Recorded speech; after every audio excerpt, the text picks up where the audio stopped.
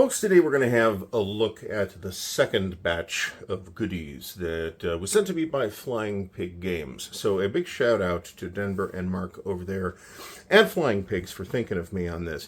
What we have here is the new package for Old School Tactical, and it is a big one, as we've come to expect from Flying Pig with this stuff. So what they sent me, I will put links to pick up all this stuff in the video description so you can check those out for yourself. But we've got a huge Volume 5 Old School Tactical. This is the Battle for France.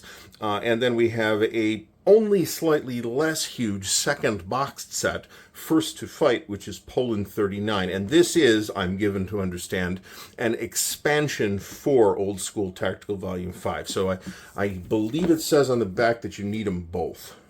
Well, it does say that it is an expansion, but that doesn't necessarily mean it's not standalone. We'll take a look and see. In addition, they sent me an extra scenario pack for First to Fight, which is interesting. And this is Poland 39, and that's also an interesting and undergamed wargame topic. And they also sent these neoprene map trackers, which are really nice. There's two of them. I guess we'll look at this first, because it'll be quick.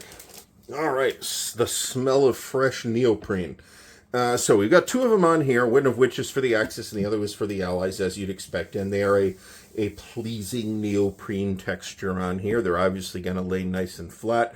And it looks like, based on my recollection of how big the counters for Old School Tactical are, which might be out of date or just incorrect, there's plenty of room for the counters on these tracks where we track the turns, the victory points, casualties, and impulse points. Plus this impulse point modifier track at the bottom too. So very nice player aid for Old School Tactical, and unless I'm completely crazy, I believe you could use these for any of the Old School Tactical volumes. I mean, I am completely crazy, but I still think you could probably use these nice playmats for any of the Old School Tactical volumes. So we've managed to rebag those without causing any permanent damage. These will eventually just go in the box, though. All right, so first, we are going to take a look at the core piece of this entire assortment. Volume 5 of Old School Tactical. It is in one of these Flying Pig boxes that is so big it doesn't fit on my shelf. This looks like roughly 2.5-inch box, something like that. But it's also huge in size. So this thing is 11 by... about 11 by 16, actually. So make sure the framing's okay. So let's open her up and see what's on the back, actually. Just contents, age, players, playing time 45 minutes to 5 hours, which sounds right to me. That's going to vary heavily by scenario here. So anyway, let's open her up and see what we get. Always been quite pleased with at least the games I have from Flying Pig. Like, I think all wargamers, I do not have the time, attention span, or money to be interested in every wargaming topic. And this is what it sounds like. This is squad level tactical. We've got a very nice deck of cards here. It's at 27 cards. That feels like more than 27. We've got, okay, there's a whole bunch here. So let's do this in an organized way. Here are the rule books. We have an Old School Tactical 6.0 rule book. It's got an interesting sort of satin finish cover, and the inside is glossy. This feels like about 48 pages, 56 pages, something like that. 42. So Old School Tactical. We have a sequence of play, glossy paper, full color. At least in this part of the book, there's a lot of illustrations. This is a lengthy-ish rule book, but I've played this unless somehow France 1940 is magically 10 times more complicated than the East Front. It's a pretty easy game system to wrap your head around. So nice-looking rule book. And then the playbook, which, of course, this won't be the only scenarios we're going to look at here today. Looks like we've got 6 scenarios here. Guns of Sedan, A Question of Honor, Bonne Chance, no idea if that pronunciation is totally off. The Gembloux Gap, Blood and Iron. Well, both of these are near Stone. Stone Cold, De Gaulle Strikes, and African Bayonets. Guderian's Gambit and Gate to Dunkirk. Good scenario selection here. I think that's really necessary for a game like this. And it looks like we're going to get 14 scenarios just in this France set. Very good. And there's some French propaganda poster on the back as well. So the books look nice. There are a couple of player aids. This is, in my experience, this is a pretty straightforward system, unless it has totally gone crazy since I have touched it. Infantry combat, vehicle combat, and then on the backs of that, we've got a terrain effects chart and a variety of other helpful rules here. We do have 3 counter sheets, and I'm going to need to be careful because one of them has started to punch itself. That would be this one. The counters feel quite nice. Let's try and put them back in here. So the counters are on a thick brown core stock, a quite thick brown core stock. Feels definitely in the same vein as the other counters I have seen from Flying Pig and things like A Most Fearful Sacrifice. So we've got markers over here, 3 counter sheets, and these look like, honestly, well, hold on, I got a tape measure here. Why am I guessing? All right, so the main body of the counters look like they are 3/4. Those are these infantry counters up here, which makes these vehicle counters a little less, about 7/8 on the vehicle counters. They are different sizes, and they're easy to tell apart from just the size, let alone the art on the counter. There is facing, at least for the vehicles and the guns, and that's what this red corner on the counters represents. These, and now I'm going to punch one on purpose. So these aren't exactly pre-rounded corners, but they're close enough that I would feel no compunction at playing them exactly like this. And there's a sort of an interesting satin finish coating on these counters too that makes them feel quite nice. All right, so counters. We're also going to get, as per usual from Flying Pig, we're going to get an enormous map that won't fit in my filming area. So let's see what we can do to show it to you. And it looks nice. Let's see here. Wow. All right, so I knew this would happen. The map is enormous and doesn't come anywhere close to filling the area, dramatically overflows, I should say, the area I have set up for filming these things. But it is one map. These bigger Flying Pig maps individually are roughly the same size as a 2-map standard layout. So you are not going to get the glory of this in the frame here, but it's a nice looking map. The art is really nice too. Wonder who did this. Jamworks and Flying Pig Games is what I'm thinking we have here. Very nice, and this is map 11 too. So really gorgeous and enormous map. Very handsome. So, and then we get a pack of luck cards. These are going to be, as far as I know, the same kind of luck cards that we got in previous volumes of Old School Tactical. So I'm not going to open this deck because I'm out of baggies to store cards and other containers to store cards. But you get a big fat pack of them. The list looks to me like about 40 or 50 cards. So there's a lot of stuff in here.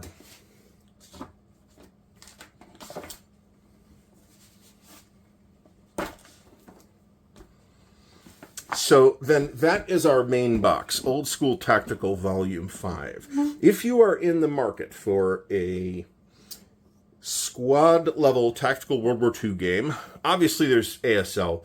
And that is, of course, the first thing that a lot of people think of, which is understandable. But I would encourage people, especially people who have already decided that they do not want to deal with ASL for whatever reason, I would encourage them very much to take a look at Old School Tactical.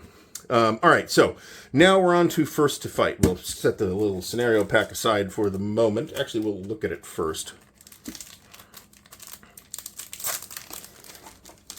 These cellophane pouches I'm a clumsy oaf, so that's part of why. But I always find it difficult to get things back out of and back into them without wrecking everything. All right, so the expansion folio here is Soviets invading Poland. So what we're going to have then is Stab in the Back, Kotowice. I'm sure I'm mangling that. Friend or Foe, Uprising. Here's outside of Grodno, Sarny Forts, and another nice period era illustration on the back of that. So that's just extra scenarios for what's inside here. So again, you're getting, I think, a considerable amount of play and replay value out of these products, given the number of scenarios and the fact that, like I said before, old school tacticals, at least by my standards and certainly by the standards of ASL, it's a very easy system to wrap your head around and play, and it plays very smoothly. So this box is the same dimensions as the other one, but it is somewhat thinner. It's about half the size. So this is about 1.25 inches, I would say, thick. We're not going to measure it again. It does say it requires Old School Tactical Volume 5 to play, as well as specifying that it is an expansion. If I had to guess, however, it might just be that you just need the rule book out of the other one, and maybe some of the markers. That's plausible, too. All right, so First to Fight. I'm also going to point out, I don't know who did the cover here, but I really like this cover, actually. It sort of harkens back to classic wargame covers, like Roger McGowan's covers for things like Squad Leader and Panzer Blitz, or he didn't do Panzer Blitz, actually, as it turns out. But Panzer Leader he did. All right, so in the First to Fight box, we are going to get a booklet, a new playbook, 2 additional sheets of markers, or of counters, I should say, which does clarify that I think you're going to end up needing some counters out of one of the main sets, and you don't get the rule book here. All right, so looking through the playbook, here's our theater-specific terrain. Here's interesting. Some material used when developing these games. These include Poland 1939 by Steven Zaloga. That's a book. Case White. That's a book. I've actually got that. I need to read it. Some stuff from Osprey as well. So there's a little bibliography. And then here we start getting into the actual scenarios. So First Shots is September 1st, near Danzig. The Ruse, Blitzkrieg, Draw Sabers. You'll see scenarios of varying size here. Tuchola Forest, Radom Crossroads, Malawa, Lovics, Poland Strikes Back, Charge of Steel outside of Warsaw. This may be the thing that they were famous for with the cavalry fighting the tanks, which didn't happen, how legend has it, by the way. Most of us probably know that. Here's Guts and Grenades near Lvov. Last Train to Lvov, Campanos Forest. And once again, very nice piece of period art on the back. So that's cool. Also with this volume, my filming area needs to be tidied up too. We get another enormous map, which I'm not going to be able to show you the whole thing because it literally does not fit in this part of my table. But the maps are extremely handsome. Let's see if I can figure out something that gives you a sense of what it looks like. The maps are extremely handsome, and the color palette is distinct, actually. So this is map 12. Map 11 is what we got in the France 1940 volume. And there's a variety of tracks along the outside of the map. But super attractive artistically, and to me this looks like it's going to be pretty easy to see in play, assuming I have proper lighting. And my lighting here in my war room is very proper, so one might even stipulate that it might be too much. So we're going to stick the extra scenarios into the First to Fight box. I will point out that there is an existing game called First to Fight also on this topic, and that is the GRD Europa entry on Poland 39. Okay, So this does point out in here that the scenarios in this book require map 12, which is the map we get, and some Russian counters from another volume. It says OST Volume 1, first or second edition here. So you're going to have to fish up some Russian counters somewhere to play these scenarios with the Soviets. And then we have, this will give us a sense of what's on the cards too. This comes with a little thing that I can get rid of. All right, so we've got Germans here. And these are basically like cards that give you the statistics on the different kinds of units. Assault squads, there's the Stug 3B, and there's German Marines. And then we've got a blank card, which is presumably just an extra. These are going to be the Poles. We've got snipers. We've got machine guns. We've got leaders. The reason why you don't have very many German ones is because most of them are going to be in the other game. Here's KOP Squad. So all the entire card repertoire that you need to play the Poles is in here. Along with a blank that you can replace some problematic card with. If you happen to lose one or mangle one or something like that. And I've certainly done that. I forget what game it was that I was pumped sorting recently where I mauled some component. Because, again, I am an oaf. All right, so tidying all this up. Another very nice package from Flying Pig Games. Designer Shane Logan. This stuff was kickstarted. Once again, I will put a link to purchase the said products, all of it, in the video description. So check this out.